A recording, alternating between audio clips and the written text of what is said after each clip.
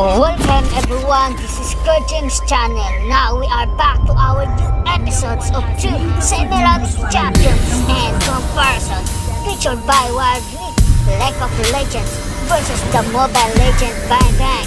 But before that, please like and subscribe to my channel and don't forget to click the bell icon.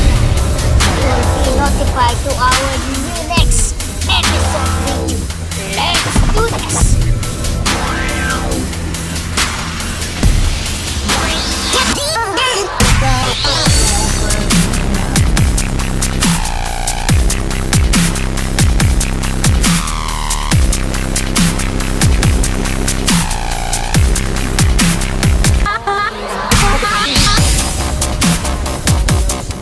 Cassiopeia was once a beautiful noble woman, capable of manipulating even the most resilient hearts.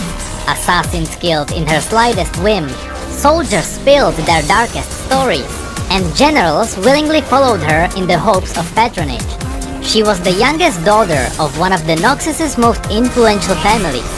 Although the members of the family won't confirm this, it is highly possible that she is Katarina's younger sister and a member of the House Dukuto.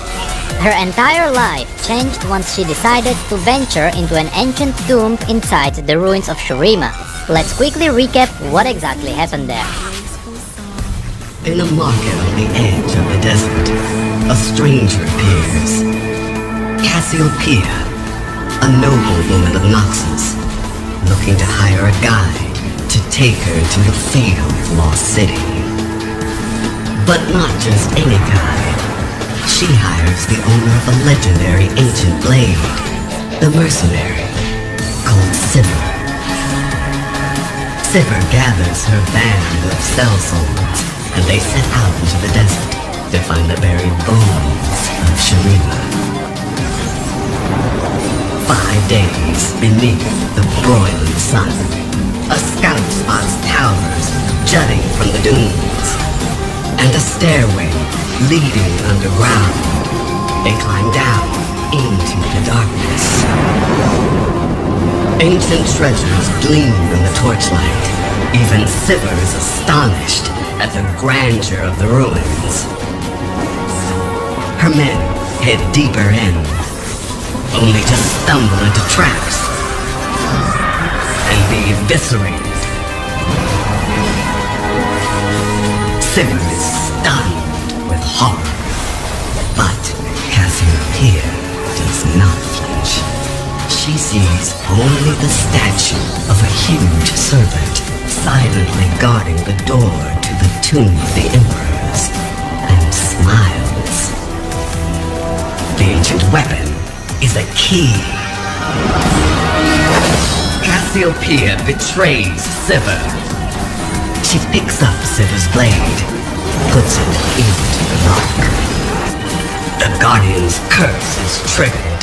The stone serpent comes alive. It pins Cassiopeia in its jaws.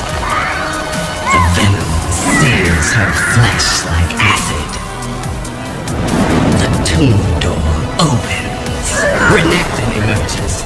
The brother loved and locked away, twisted beyond insanity, followed by Zara, the architect of its torment. My failure is complete. Cassiopeia climbs on a roof overlooking the crowded streets of Noxus. Below her, she saw hooded figures whispering secrets in the shadows, poor children running around the streets, and soldiers walking in and out of taverns.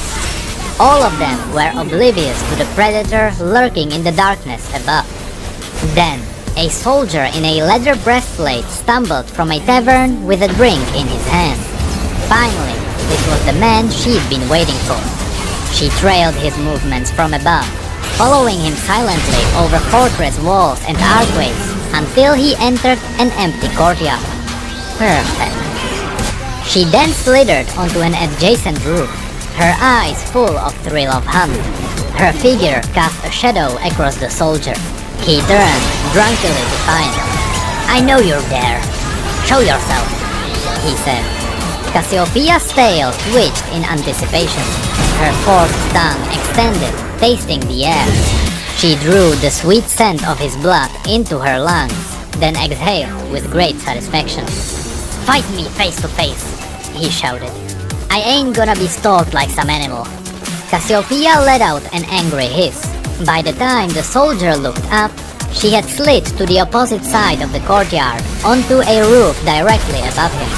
"You consider yourself better than an animal, do you?" she said. Cassiopeia imagined his mind racing to solve the riddle of who was hunting him and why. He unsheathed his sword, turning on the point, unsure where his enemy was. "You don't want to cross me. I've got worse enemies than you." "Not just enemies," Cassiopeia replied. "I've seen your handiwork. You're not the only one who creeps about in the dark." She spat a dose of venom just as he turned toward her voice. The man howled in pain, coin-sized holes burning through his armor and into his skin. She inhaled the satisfying sear of burning leather and flesh. The man waved his sword around. "Who are you? Why are you doing this?" "I've been watching you," replied Cassiopeia. "I know what you are, what you do. What I do is no business of yours. I know you're murdering children for drake meat. I hear it's quite lucrative." The man tried to pry open the shutters of a nearby window, but they were bolted shut too. "Then there is the 3 tavern benches," said Cassiopeia. "Sarmela, Elmin, and Liz. They were found in the river yesterday. Their faces were hardly recognizable once you'd finished with them." The man readied his stance. "You can't fight me from the shadows. Show yourself." "Very well," Cassiopeia said. She slithered down the courtyard and rose to her full height.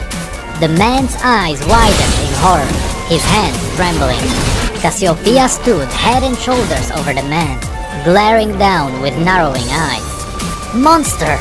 he cried. "Monster," breathed out Cassiopeia. "Not the worst, I've been told." She slid left and whipped her tail across his legs, effortlessly knocking him to the ground. She curled her tail around his chest, squeezing his ribcage tighter and tighter, sensing his pounding heart straining beneath her grasp. She heard bones crack. She resisted the urge to break him completely and released her grip. He crawled to his sword, grasping in desperation. She so enjoyed watching him tremble. He met her gaze and stared in slow recognition. "I know your face. The Lady Cassiopeia," he said. "Look at you." He pushed himself back onto his feet with his sword. "You chase drunkards like me through the filthy gutters of this city now. Is that it?" The man spat a wad of blood. "From such great heights we fall, eh?" she hissed, exposing dripping yellow fangs. Cassiopeia's gaze bored into the man's eyes, locking them in a cold-hearted bond. She screamed, pouring all her rage into the cry. It was a combination of the fury at the unfairness of her current state, the anger at the loss of her privileged life, and the resentment for her failed ambitions. She channeled it all into the screeching, mind-shredding wail. As she screamed, her fury was replaced with joy. Searing emerald light blazed from Cassiopeia's eyes. The man's final panic was outlined in silhouette as he petrified from the inside out. With Cassiopeia's curse, his flesh transformed to stone. Cassiopeia slithered up to the statue and softly caressed its hard cheek. "Once I had to manipulate, bribe, or otherwise persuade people to orchestrate my schemes," she said. "But now I simply take what I want." She whipped her tail forward, smashing the statue to the ground. She smiled, eyes glinting, as it shattered into 1,000 pieces. Beyond those of the Empire, one day, unexpectedly, Soriana collapsed in the family residence. Her hairbrush had been laced with caustic venoms by an unknown hand, leaving her close to death. General Ducator was well versed in the ways of an assassin, and so he had all the household staff removed, leaving his wife and daughters alone in an empty house. Still more than a child, Cassiopeia never left her mother's bedside. While Soriana's recovery took many months, the bond between them became stronger than ever before. When the general was recalled to Noxus to prepare for the long-awaited invasion of Ionia, he took Katerina with him, but Cassiopeia remained in Osiris. Seemingly relieved, Soriana confided in her daughter that she belonged to a clandestine and secretive cabal, known by some as the Black Rose. Having guided the Empire for centuries, they had finally managed to spread their influence into Shurima. Now free of her husband's watchful eye, Soriana's real work would begin. In time, and under her mother's tutelage, Cassiopeia blossomed into a young woman of tremendous beauty, cunning and intelligence, if somewhat lacking in empathy. She saw those around her as tools to be used to achieve her goals, and then cast aside just as quickly. Though she had barely reached the cusp of womanhood, she was initiated into the Black Rose by hunting down and eliminating those who had sought the death of her mother. She surprised even Soriana with her speed and efficiency, and left no trace of her activities or her proxies behind. Only then was Cassiopeia made privy to the Cabal's broader plan for Shurima. Using her family's tremendous resources, she undertook a number of expeditions into the deep desert, raiding ancient ruins with the help of a local mercenary named Siva. Her efforts were made all the more urgent when word reached Osiris from the capital. Grand General Boram Darkwill had been deposed by Chiriko Swain, and a number of noble houses had chosen to honor this coup, including Duke of Tur. Outraged and disgusted by her husband's betrayal, and fearing that all members of the Black Rose were now in jeopardy, Soriana became desperate. She dispatched Cassiopeia to seek out the godlike power that had been the key to Shurima's supremacy in ages past. Cassiopeia swore she would return with a weapon ready for the looming secret war, or not at all. Fulfilling the oath would leave her changed forever.